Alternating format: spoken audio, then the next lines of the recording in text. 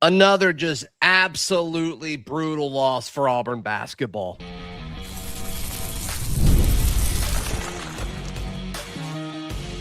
You are Locked On Auburn, your daily podcast on the Auburn Tigers. Part of the Locked On Podcast Network, your team every day. Whew.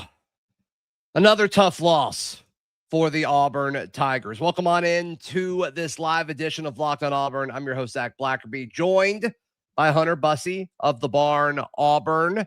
Thank you so much for making Locked On Auburn your first listen every single day. Auburn loses another brutal game. 84-76 at the hands of Vanderbilt. You've now lost 2 home games in a row. And obviously the importance, the pressure, the weight of this game going into it felt pretty significant, Hunter. And the team just didn't look ready in the first half. And when you finally got some life in the second half, the hole you were in was way too large.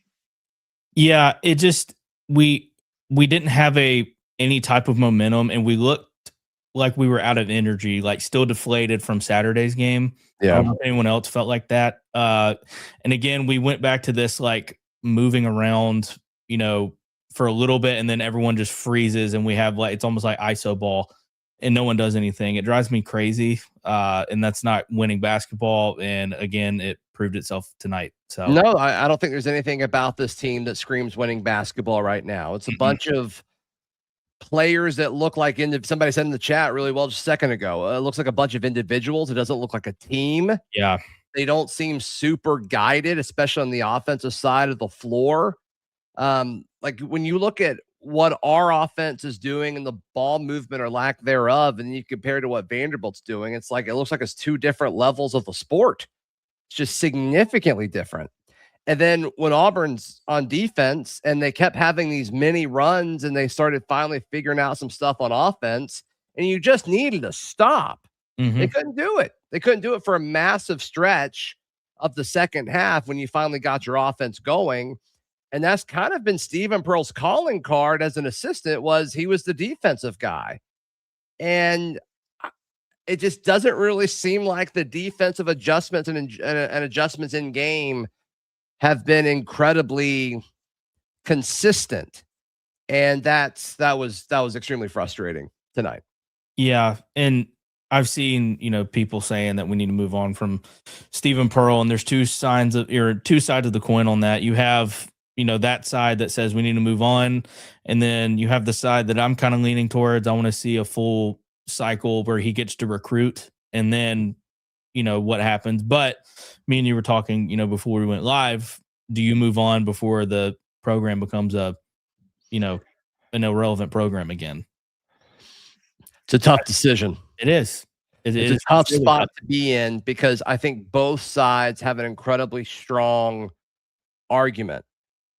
And if you feel like this roster would have been better if Bruce was the head coach, or if it was someone else, if you somehow were to open up a coaching search with 2 weeks before the season started, you do need to look elsewhere. If you think it's the roster, you need to make some changes. Or if you think too much was put on Tahad, and whatever the situation regarding Tahad has been, something has to change.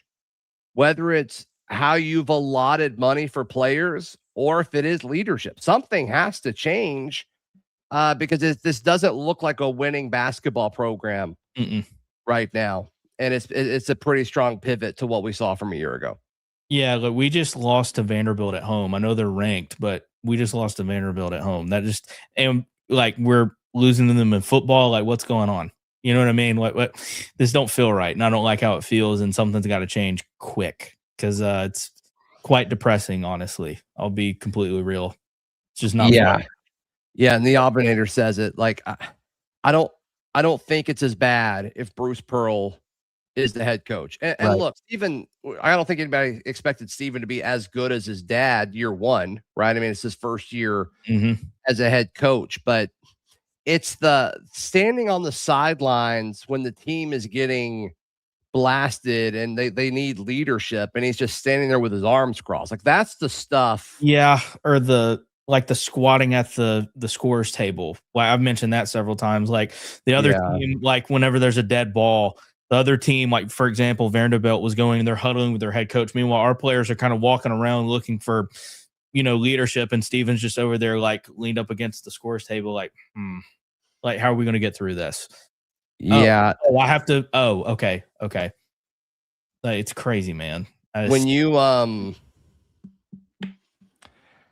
I don't think you can let him go in this situation. Like I'm not entirely sold that you should, but I do understand the conversation needs to happen around it. Mm-hmm. But if it looks like this time next year, like I do think it's pretty clear what needs to happen. Yeah, pull the cord, 100%. Once again, and like I'm not trying to be like extremely pro Steve. I'm pretty frustrated with a lot of stuff that he's done, and the last few games have been brutal. Mm-hmm. But what was Auburn supposed to do with the situation that Bruce put him in? Unless you wanted to somehow find a way to name somebody else coach in waiting, but like you couldn't have done that. No, you couldn't have done that. So if you wanted to just name him interim. Like, and you wanted to put, like, if you want to blame John Cohen for making Steven head coach instead of interim and say, like, hey, let's see how you do. Like, that's what I thought was going to happen when the Bruce rumors started swirling around. Obviously, that's not what happened. So, yeah. All right, let's discuss what the rest of things could look like moving forward. Who needs to step up? A lot of people ask about Keyshawn Hall and his lack of minutes there in the second half. We'll jump on all of that in just a moment, right here on Locked On Auburn. Today's show brought to you by our friends at Mazda. This is Mazda's moving the game forward. For those who show there's more to the score than what's on the screen. Goodness, who moved the game forward tonight for Auburn? We'll go with Tahad. Led Auburn in points, 21. It was 7 of 18 shooting. 1 of 6 from 3, which was not ideal, but the fight was certainly there. I know we've all been critical of Tahad, but definitely effort. The stuff's just not falling. But I will say that Tahad moved the game forward. And Mazda puts the same passion in every model. The highlights make the real. What it takes to get there is what makes it count. There's more to a Mazda because there's more to you. Today's show also brought to you by our friends at Wayfair.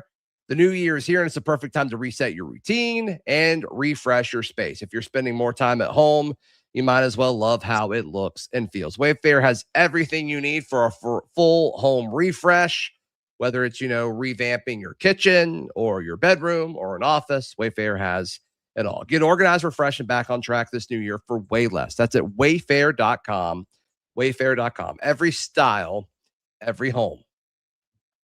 All right, Auburn drops an embarrassing one, 84-76. As far as Steven essentially like pulling Keyshawn for a good chunk of the second half, I'm assuming it has to do with defensive effort, would be my guess. Yeah, that's where I'm at too. Without, I assume he's about to speak to the media. So we'll get a few quotes from that, but that's what I would guess it would be an effort thing. Yeah, I'm with you on that. He just I don't know. He looked off on the other side of the floor tonight. Tonight just didn't seem like anyone's night, but specifically him on defense, he just didn't seem like himself. But again, I think a lot of it has to do with the game on Saturday against Alabama. Everyone's still kind of just deflated, and you got to immediately turn around and play Tuesday night. It's just, it's not a good combination of factors, obviously. So yeah, not great. I mean, there's nothing about the situation that it's good. No, for sure. No. Yeah, no. I just I don't know that. I don't know where, and like you were talking about, finding somebody that could step up, and I don't know because no one has. It's like you think there's like, Overton will have a spark, Keyshawn Hall will have a spark, Keyshawn Murphy will have a spark, but then that's it. It's just, I don't know. And Headband Tahad showed up and he's starting to find a shot kind of, but not, not really. So I don't know, man. It's not a great situation. Situation, especially at guard, is a problem. So it hurts. Yeah. You want to find a way to get 500 in the SEC. You're now below 500. So the rest of the stretch we'll do, instead of doing the next 5, we'll do the rest of the season. So it's 1, 2, 3, 4, 5, 6, 7 games. So At Arkansas, at Mississippi State, you host Kentucky, who's now ranked. At Oklahoma, you host Ole Miss, you host LSU, and then you go to Alabama. So, like, you've got a stretch of 3 games that I think are pretty winnable. At Oklahoma, Ole Miss at home, LSU at home. I just don't trust this team to win any of the other games. At Arkansas, at Mississippi State, Kentucky at home, and at Alabama. And if you go 3-4 over that stretch, that's tough. That's not the big question, is that good enough? And might not be. No, because they had us. What was the graphic they put up? They had us as an 8 seed going into tonight. Yeah. So, yeah, I don't know, man. If we go 3-4, we're looking outside looking in, I'm afraid. But who knows? You know, college basketball is weird like that. But again, like you were saying, I don't trust this team either to, you know, win some of those big games against Kentucky and Bama. So I don't know, man. If I were a betting man, I'd probably say we're not making the tournament. I just don't think we deserve to at this point. That's just me. I mean, with what you have access to from a resources standpoint, that's just not acceptable at this point. Yeah. Ooh, and man, I want to clarify too. Like, I'm not like panicking. Like, I'm not gonna say like we're going nuclear in Stephen Pearl's first year, but it's disappointing. Like, I knew it would be an off year, but not this off. Does that make sense? Sure. Yeah. Like, it's just kind of, I don't know. It's hard to explain. I think there's a difference between panicking and assessing like the situation is not good. I think those are two different things. So, yeah. All right. Yeah. So, I mean, I think when you look at it, I think we lose to Arkansas. I don't trust us on the road at this point, even if it's against Mississippi State, which I do think we're a better team at. Then from a talent standpoint, I think our players are more talented. I don't know if we're as good of a team as anybody right now, the way we're playing. So, yeah. And I see it in the chat too. It's an unfair schedule for this team where the second they showed the stat before the game ended that we're like, I think second in terms of strength of schedule. And it's just like, it's tough. It's a tough schedule. Yeah, but it's not football. Like with basketball, like if you have a winning record in conference, they'll look past the schedule. Like there's a committee that loves to give the benefit of the doubt historically to teams with a tough schedule. So I don't know if I fully agree with that. I think basketball is actually pretty fair when it comes to teams that do have a tougher schedule. So I don't know. I'm trying to figure out if he meant like overall or just like the current roster as is. I don't know. I don't know. Sorry. It's a little confusing. All right. All right. I think we're going to wrap this one up. So please like the video, please subscribe, and we'll see you next time. For folks asking about DAP is sick. Thank you to Hunter for stepping in. Really appreciate it. Hunter, how can people check out everything you've got? Check out the Barn Social Hour. It's every Monday through Friday at 7 p.m. Depending on, if we have a basketball game, it might be a little bit earlier, sometimes like tonight. Have that. I help produce a podcast for my dad, Bubba on the Lake, in the Tailgate Show, which Zac Blackerby has been a guest picker on. We had a lot of fun. And my personal channel, just look me up, Hunter Bussey. Stream every Sunday night, 7 p.m. I like to have fun and mess around with some friends, playing some games. Been playing Arc Raiders lately, and it's been a lot of fun. So, check me out over there. Awesome. Please like the video. Please subscribe as Auburn drops this one to Vandy 84-76. This has been Locked On Auburn.